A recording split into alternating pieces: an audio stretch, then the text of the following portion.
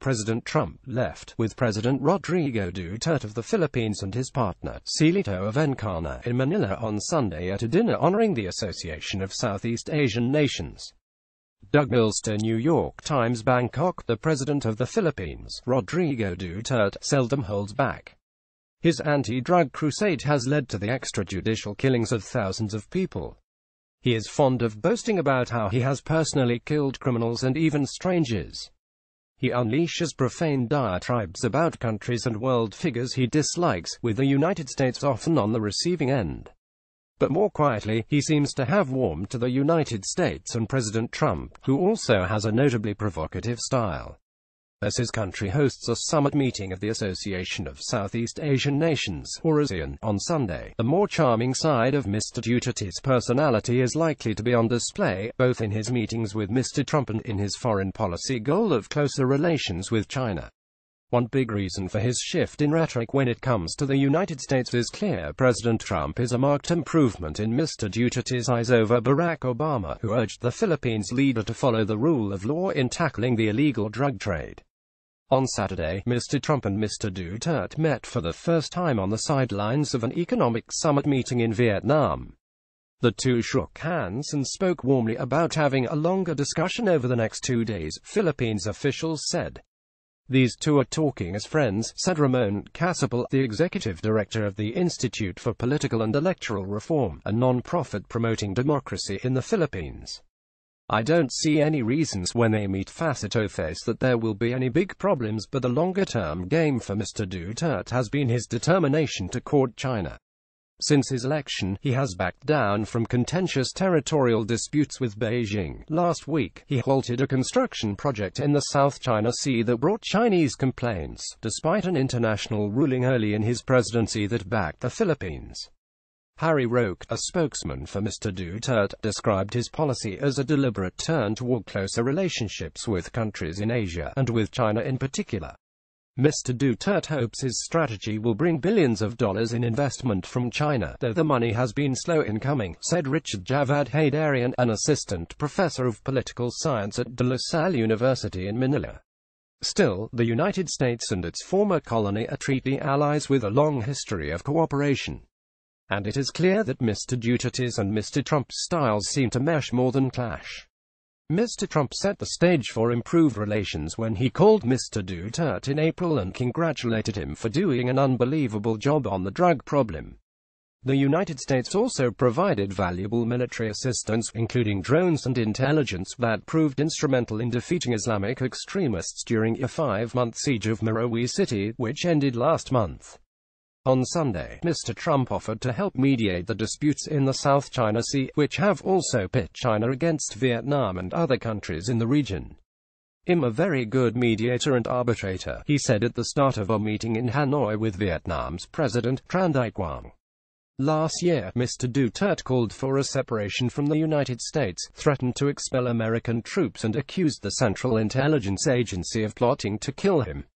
When asked how he would respond if the American president were to criticize his anti-drug campaign, Mr. Duterte replied with a vulgar epithet to describe Mr. Obama, who was president at the time.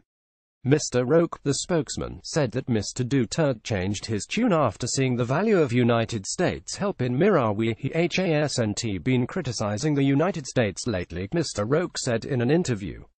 He looks forward to closer ties with the United States. Mr.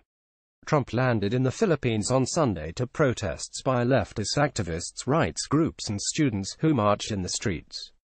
The two presidents were scheduled to hold bilateral talks in Manila, but the American leader appeared in the traditional Filipino dress shirt called a barong at a dinner Sunday night, and shook hands with Mr. Duterte. Mr. Trump has been tied to the Philippines for years through his business dealings, and before this trip, his brand had arrived well ahead of him. Trump Tower at Century City, a $150 million, 57-story residential building, has been under construction since 2012 in metropolitan Manila.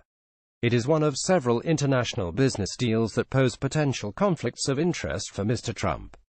The tower is being built by Jose B. Antonio, a Manila developer. Days before Mr. Trump was elected, Mr. Duterte named Mr. Antonio an envoy to the United States for trade, investment and economic affairs. "I've always loved the Philippines. I think it's just a special place, and Manila is one of Asia's most spectacular cities, Mr. Trump was quoted as saying on the Trump Tower website last year. The comment has since been removed. But no words could please Mr. Duterte more than Mr. Trump's support of the Philippines' anti-drug campaign. Mr. Duterte won election on a promise to kill drug users and said that the fish in Manila Bay would grow fat feeding on their corpses. In the early months of the anti-drug campaign, the police said that thousands of drug users had been killed. But as the extrajudicial killing has continued, they have refused to release the death toll. Mr. Duterte won election last year with 39% of the vote, but his popularity soared after the killings began.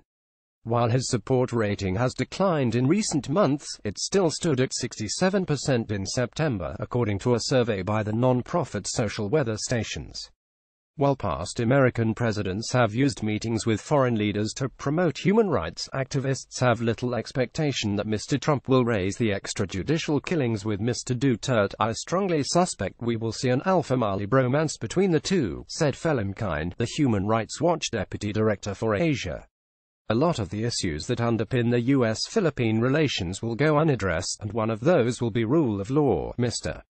Duterte has bristled at any criticism of his drug war. Speaking to Filipino workers in Da Nang, Vietnam, on Thursday, he lashed out at Agnes Callamard, the United Nations Special Rapporteur on extrajudicial, summary or arbitrary executions. This rapporteur, I will slap her in front of you. Why? Because you are insulting me, he said in a speech sprinkled with expletives.